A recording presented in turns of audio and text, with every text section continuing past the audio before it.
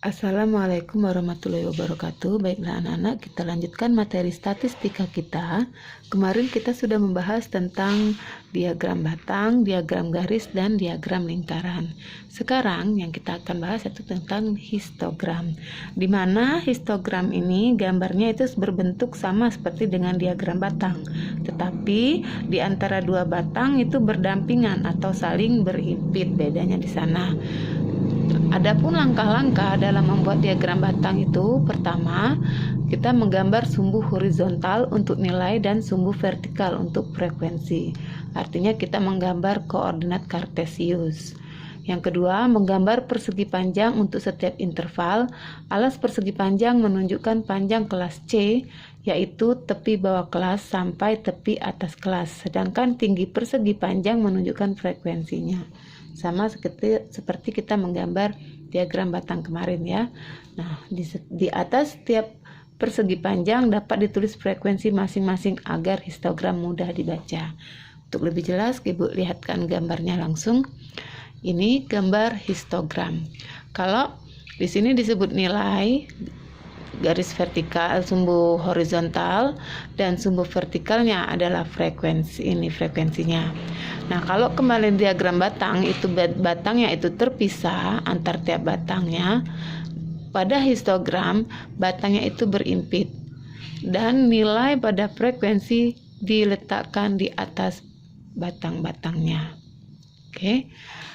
Kita lanjutkan. Sekarang kalau sudah histogram, kita ke poligon. Poligon itu adalah jika titik-titik tengah dari sisi tiap persegi panjang yang berdekatan pada histogram dihubungkan, maka diperoleh grafik yang disebut poligon frekuensi. Kita kembali lagi, titik-titik di sini ada titik-titik pada histogram. Titik-titik ini kita hubungkan, kita tarik garis seperti diagram garis, maka itulah yang disebut poligon. Langkah-langkahnya sama. Pertama, kita menambahkan satu kelas interval sebelum kelas pertama dan satu kelas interval sesudah kelas terakhir. Kedua, menentukan titik tengah setiap kelas interval. Tiga, menggambar sumbu horizontal dan sumbu vertikal. Dan keempat, menggambar titik-titik dan dengan titik tengah kelas interval sebagai absis dan frekuensi kelas interval sebagai ordinat. Ini gambar frekuensinya. Nah, frekuensi poligon. Dia sama seperti diagram garis. Dari diagram histogram tadi, kita ambil titik tengahnya, kita gabungkan menjadilah poligon. Dalam menggambar grafik poligon dan histogram bisa dalam satu gambar. Pertama kita buat poligonnya, ya. Nanti garis-garisnya kita tarikkan. Titik-titiknya dapat histogram dan poligon.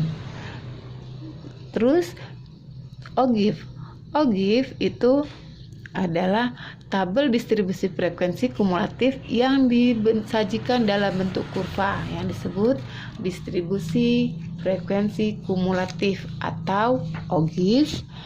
Dan OGIF itu terdiri atas OGIF positif dan OGIF negatif, di mana OGIF positif itu adalah OGIF kurang dari dan OGIF negatif adalah OGIF lebih dari.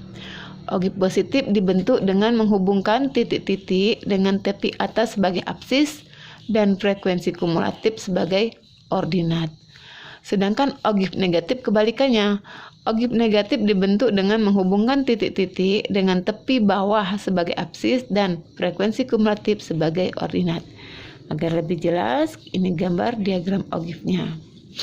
Ya, ini disebut diagram OGIF. Di mana gambarnya kita ambil garis seperti tadi, kita hubungkan titik-titik yang ada. Dari titik-titik atau nokta-nokta yang ada, kita tarik kurvanya.